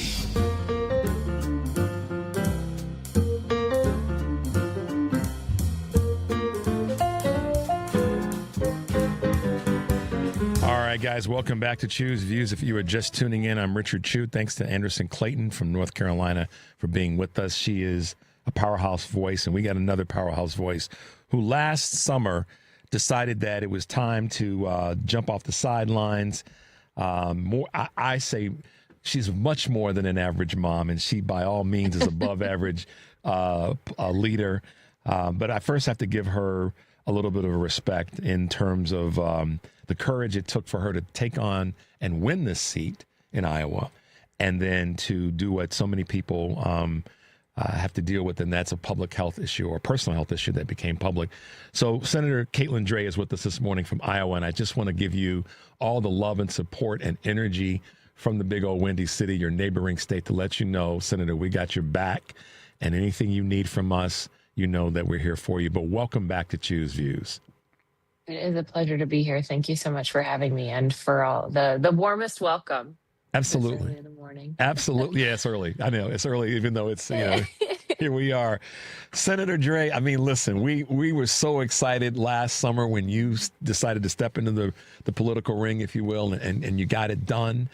And we just were pulling for you and really are happy with you having been elected, having been sworn in, and now leading.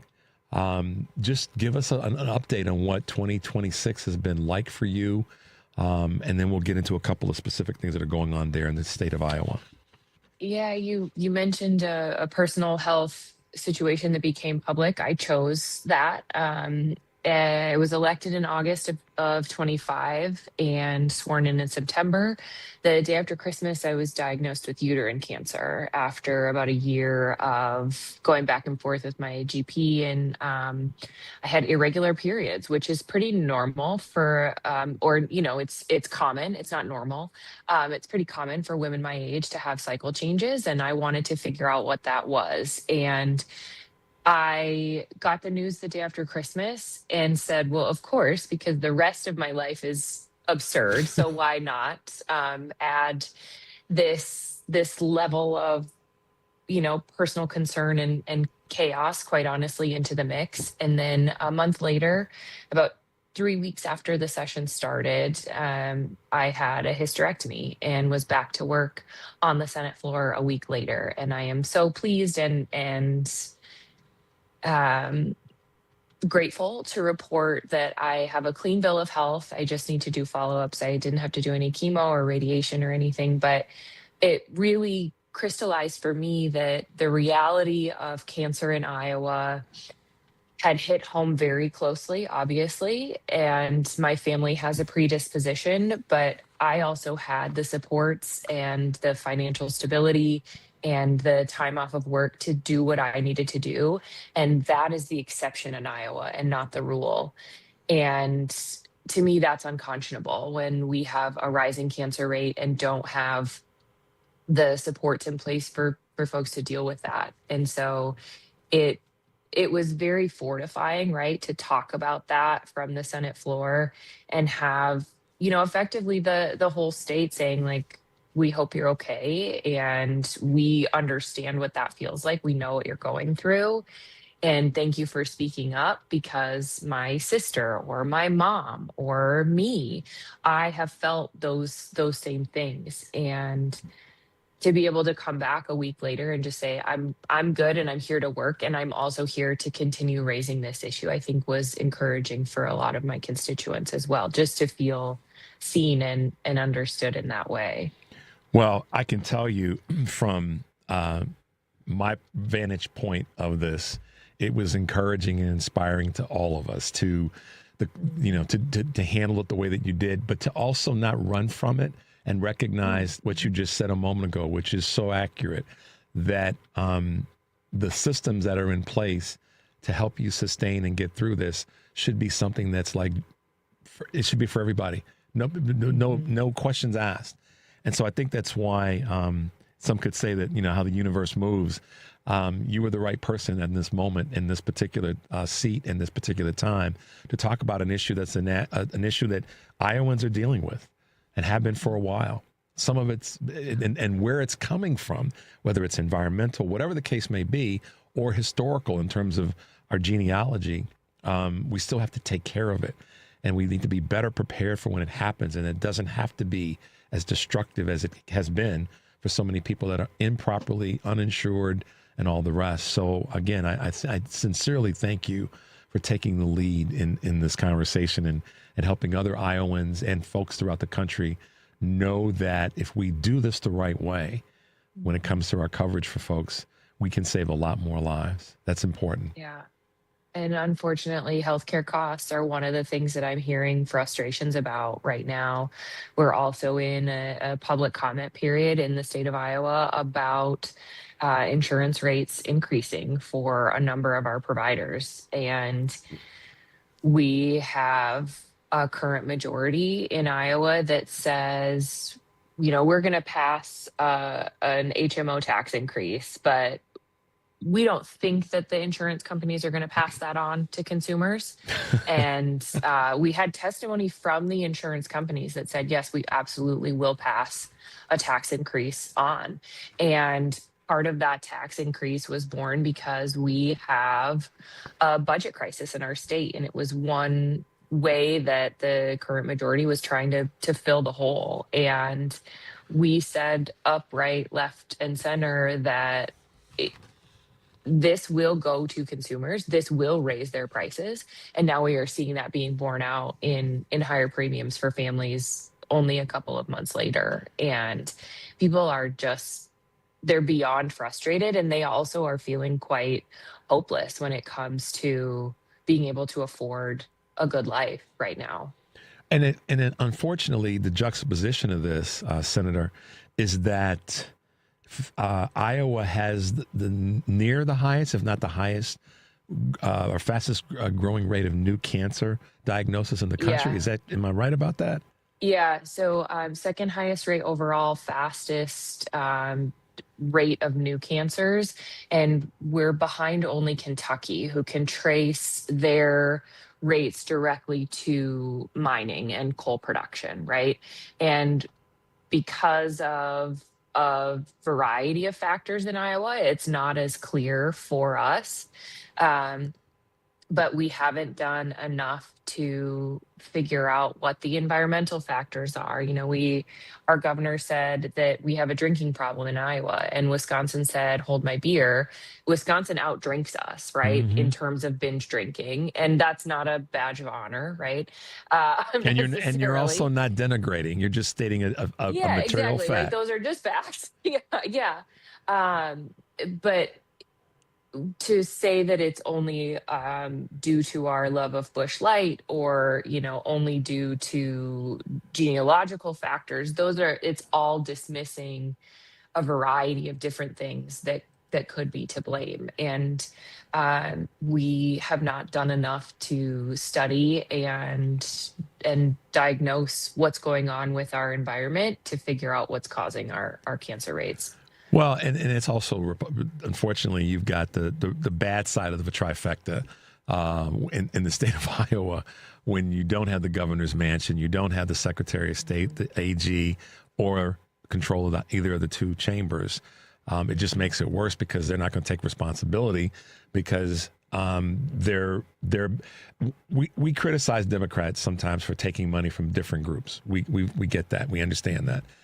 But when you have a state where every decision-making body is controlled by the Republican Party, and they're getting money from big corporations that are blocking investigation into how are nitrates and pesticides and all that as part of the causation in the state, when those things are not being investigated and they're being blocked by those folks in power, that's a problem. So this is another reason, and I know you know this because you're there and you're dealing with it every day, why we need to have more Senator Catelin Drey on point to address these things, because Republicans aren't fighting it at all, and they're blocking what so many great Democrats like you are trying to do in the state.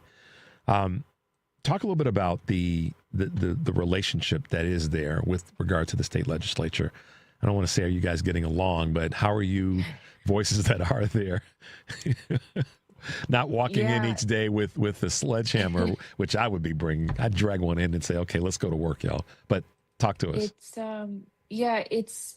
It's really interesting, because when I'm knocking on people's doors, you know, we're talking to a wide variety of voters. And I stood in someone's living room on Sunday and had a probably 20-minute conversation with them about how nervous and frustrated they were, about how they don't feel like things are getting easier or better for them. And it was 20 minutes before they said, "Are you a Democrat or a Republican?"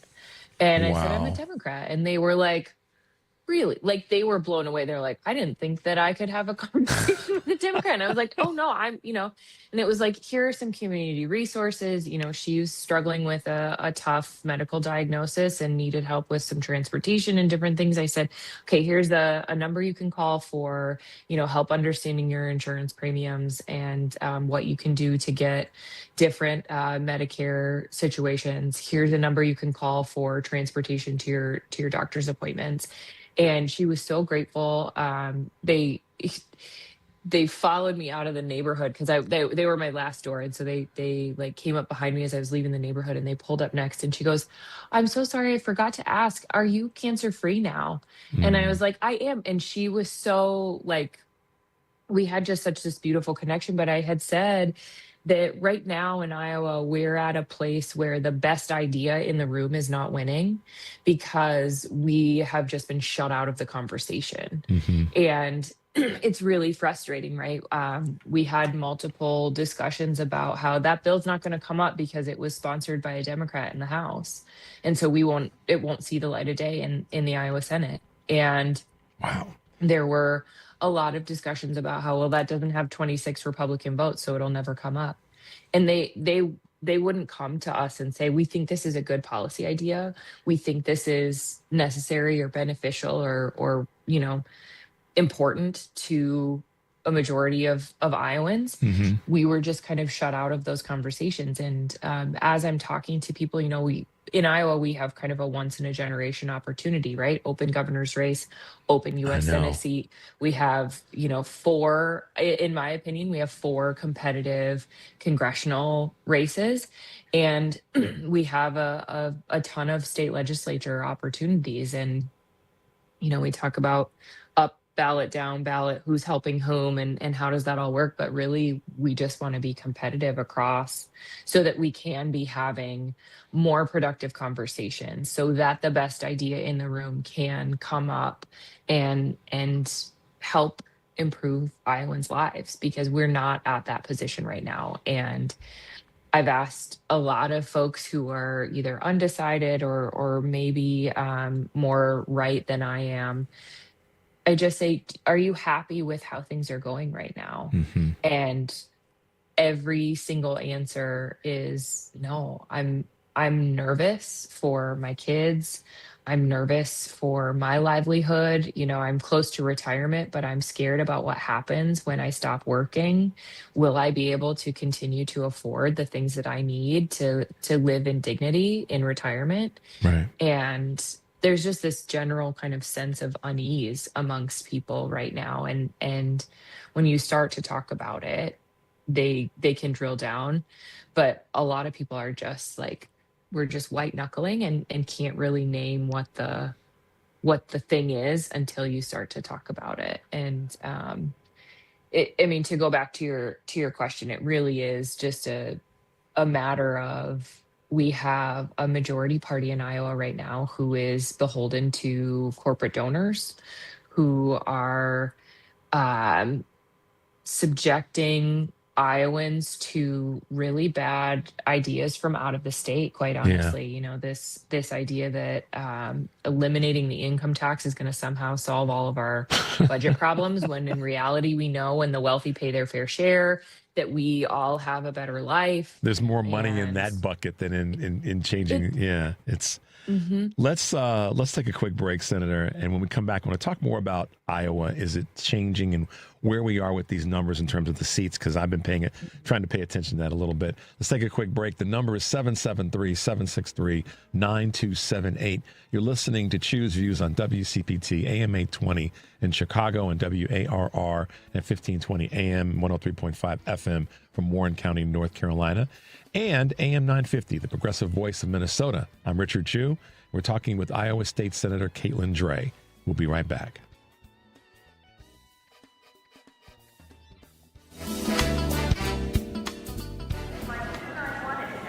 The best words to hear at the TSA security checkpoint?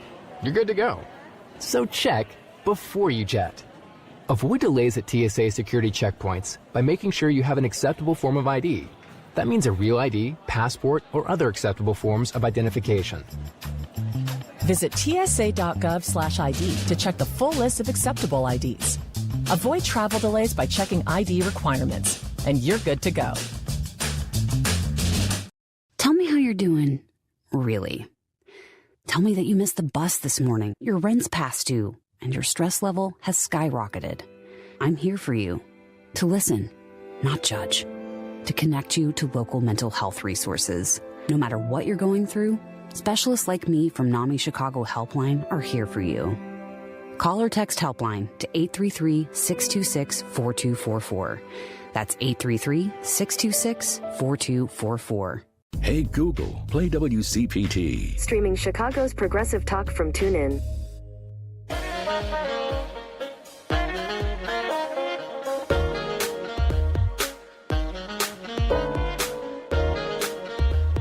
All right, guys, welcome back to Choose Views. I'm Richard Chu. If you're just tuning in, and we're talking with Iowa State Senator Catelin Drey. So, Senator, Iowa has a lot going on a state level and a federal level. You guys were able to sort of hold off or break the supermajority, not only with your win, but why am I drawing a blank on the other seat that you guys grabbed? But special elections. Oh, yeah, State Senator Mike Zimmer. That's right. I think it's District 35. I don't know our numbers. But yeah. That's all right. You know where the office is. That's what matters. So, talk to us about the move or the moves that could be happening if we pick off these federal seats in terms of congressional seats and the Senate possibility and or the governor's race. I think, I kind of alluded to this in the first segment. We have a once in a generation opportunity, and Representative Josh Turk will be the first one to point that out. He is an incredible legislator. He's an incredible, Senate candidate. I'm really excited to see what happens with him. He has the most interesting life story. And I won't go into that. I'm a fan. I was a fan before I was a colleague. And so, between Representative Turek and Rob Sand as our Democratic governor candidate, we have 4 really dynamic congressional candidates across the state. And if we flip Iowa, we take back the House, right? Yeah. And that's pretty impactful. And I think when we talk about the enthusiasm that's on the ground right now, we're running the strongest ground game that we've had for at least the last decade, potentially longer. And people, I think, are, like I said, generally unenthused with how things are going in our state right now and are ready to do something different. And it wasn't that long ago that Iowa was purple, right? Mm-hmm. And I think Trump and that brand of Republicans really capitalized on that feeling of unease, that feeling of anxiety that people are having right now about their economic reality. And now that some of the threads are fraying, I think in that coalition, there is a willingness to do something different and to say, like, I am still feeling these frustrations, but clearly this was not the solution to my feelings of unease. And talking to as many voters as we possibly can, which is, I'm working on writing notes as I'm on breaks here with my doorlet. That's really, honestly, that's where I get charged up. And I think that's where we make the most change. And so having that massive coordinated ground game is going to be really, really important. And it's also kind of that social proof too, where it's like, oh, I talked to somebody who was, voting XYZ and they didn't make it seem so bad. And so maybe I can do that too. And so we're trying to talk to as many people as we can. The story you told about being in the living room for a period of time and the person then asked you, where you sit politically, I think that's, I'm going to ask the question differently. Are you seeing that is more of the movement, more of the wave, where a state that was, to your point, purple for a long time, that moved red, is now oscillating and saying, we didn't get it right for whatever reason, whatever we thought we were believing or hearing.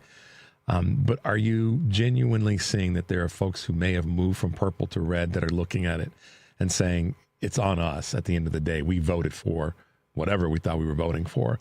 And are they open enough, Senator, to say, we need to move in a direction and give this other group a chance because what we've got isn't working? Are they really there, do you believe? I I don't know that there's necessarily that like I caused this or like I voted for this. Mm-hmm. Because it's hard to admit, right? It's hard to Sure. admit that what you believe and maybe this personality or this this team that you've wrapped yourself in for the last 10 years isn't what you wanted. And so it's maybe less of a realization of this was my vote, or this person that I believed in isn't exactly what I wanted, Right. and more of a willingness for those of us who are already in the tent to say, yep, we're going to disagree on 1 out of 10 things, but those other 9 we're going to figure out together. And whether it's reproductive care, it's public school funding, where we've got students who are being turned away from private school because they have different needs than a neurotypical student. It's our water, right? It's all of these things. Its wages have been stagnant. We have our minimum wage hasn't changed since I was in high school, which is longer than I would like to admit ago, right? And people are frustrated with that. And so when you present it with the caveat of like, do you feel like things are going well right now, or what's hard for you right now? And someone can say, I'm nervous about being able to afford going to the doctor. And I can draw a straight line from a floor debate that I had about a health insurance tax increase for insurance companies directly to your premiums.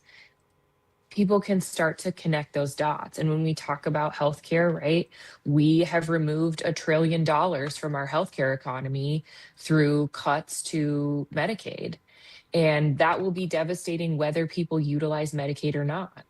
And so starting to connect those dots and saying like, yep, you can sit with me. I'm going to answer your questions. I'm not going to judge you. I had a guy, he wanted to talk about every right wing talking point that he's heard over the course of the last 4 years, right? 10 years, whatever it was. He's like, I want to understand about the border. I want to know about, EBT fraud and who's, they're popping out babies left and right because they need more benefits. And I just looked at him and I said, can I frame it for you in a different way? How desperate do you think someone has to be that having another child is the solution to their problems? And he sat with that for a second and said, okay. And I said, even if there is 10% fraud in this system, which there is not, right? We know that that's not true. Right. That means that 90% of people who are utilizing these services and using those benefits are in dire need, and those kids deserve to eat. And I'm going to feed 90% of kids before I'm going to worry about this 10% over here. And it really, I think that started to resonate. I'm hopeful that conversation will stick with him. This was a different family in that same neighborhood. Yeah. I stood in their kitchen for probably 15 minutes. My campaign folks get upset because I'm a very slow canvasser, because I'm real chatty. And so they're like, okay, we got to move on. But I'm like, no, we're getting somewhere here. Like, it's effectiveness. I'm gonna work. Exactly. It's effectiveness, it's that Senator. deep canvassing. Yeah. I hear you. I mean, listen, I talk every morning for 2 hours, so I completely. Do you want to come knock doors? You'd be what? Perfect. Don't put me in that space, because my wife will be. Yeah, you need to go and help her knock on some doors. And you know what? We need to have that conversation offline, because, I'm that guy. I'm that guy. So if you're offering an invitation for me to come out to Iowa and walk some doors with you, maybe that's what I should probably do. Any day of the week. And I mean that because we're knocking every day. Gotcha. And that's that social proof, right? That's how we make changes. When somebody shows up at your door and said, I see you and I understand what you're going through, and here's maybe one solution. And I think that's the other thing, right? Is we have to stop promising people that this will solve all of their problems, right? But that they can come along with us and say, like, this vote will help move things, and this election can maybe change something. And this is a way for you to take back some power in your life. How can folks find you, Senator Drey? How can they get involved in your campaign? Well, when you're ready to sign up to do a shift of doors, you can go to dreyforiowa.com and scroll down to the volunteer section. Otherwise, you can find me, Drey for Iowa on Facebook, Catelin Drey on Instagram, and I am insufferably online. This will probably make the highlight reel for today. I'm doing some content creation today, so you might see choose views on Instagram. Cool. Catelin, Senator Catelin Drey, thanks for hanging out with us this morning. We appreciate all your hard work. We'll talk to you soon, and I might be flying into Des Moines. Can't wait. All right. I'll see you then. Be well. Talk to you soon. All right, guys, we got to wrap it up. 773-763-9270 is a number as well. Always stay tuned for the Stephanie Miller Show. Take a deep breath and make your life count. We will see you tomorrow.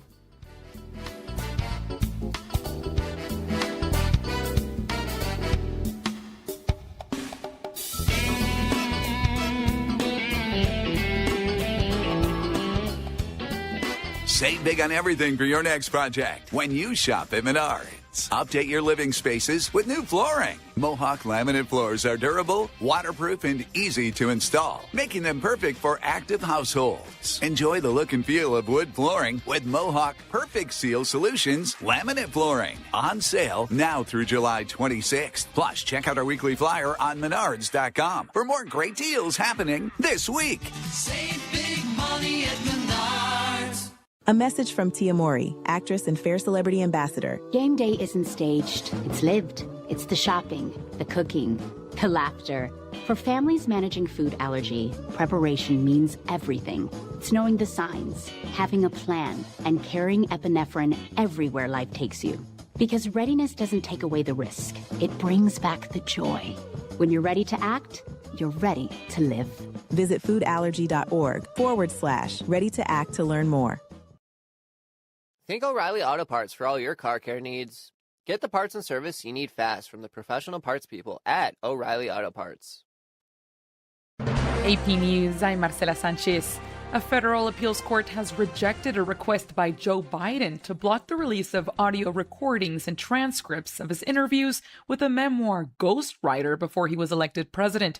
The court suspended its decision until August 3rd to give Biden more time to consider another appeal. The panel's 2-1 ruling found there is a substantial public interest in disclosing the material, noting that redactions to the recordings would help protect Biden's privacy.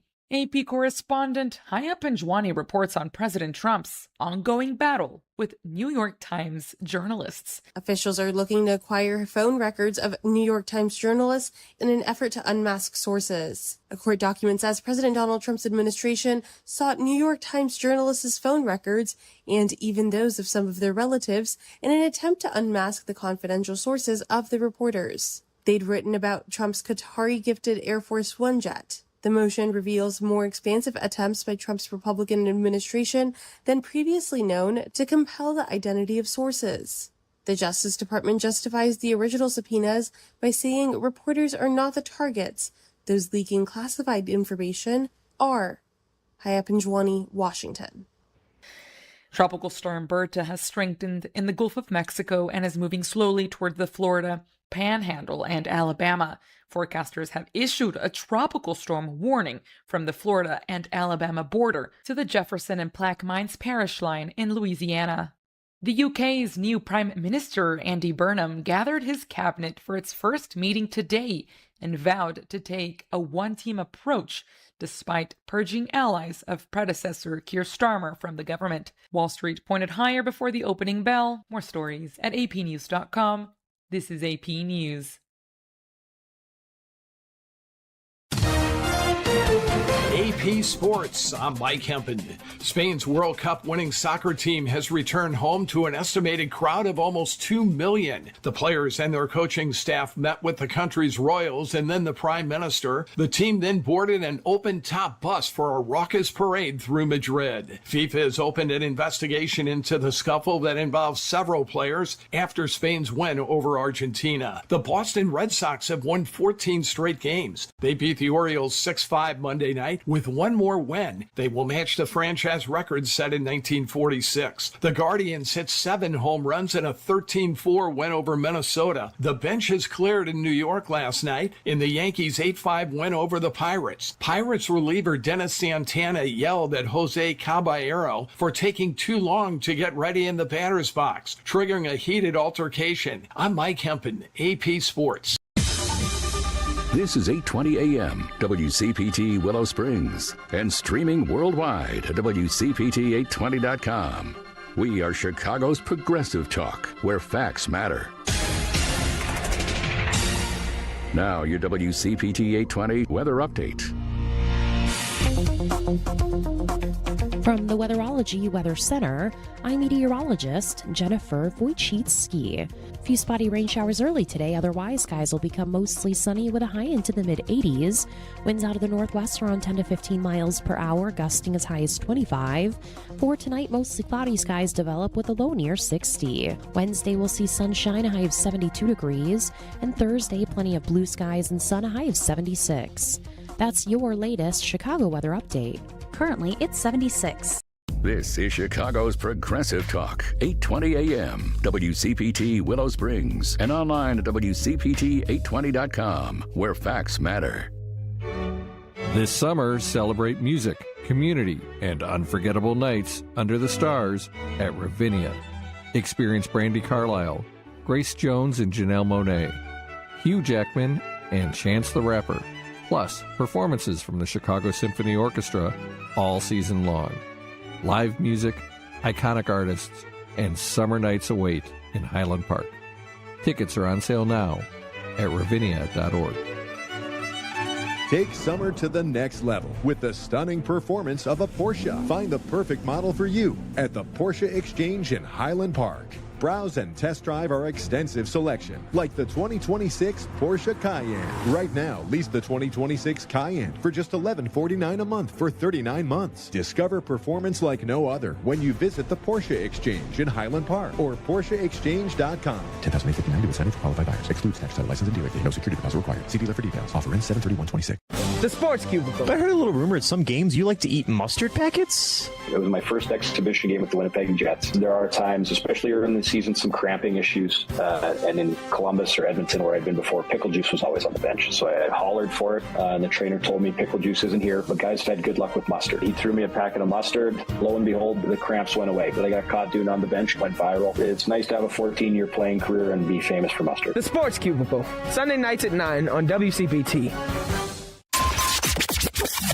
WCPT Replay. Welcome to the show, Kristen Kroll, Executive Director of Fair Share America. As organizers, it's our job to create space to allow folks who may not have, view the world the same way we do, but to be in relationship and to actually look at them as human beings and say, it's okay, that is over. What matters is today. Mm-hmm. But I feel like we are on the verge in this country of something very different that rejects a politics that is the WCPT 820, Chicago's Progressive Talk, where facts matter.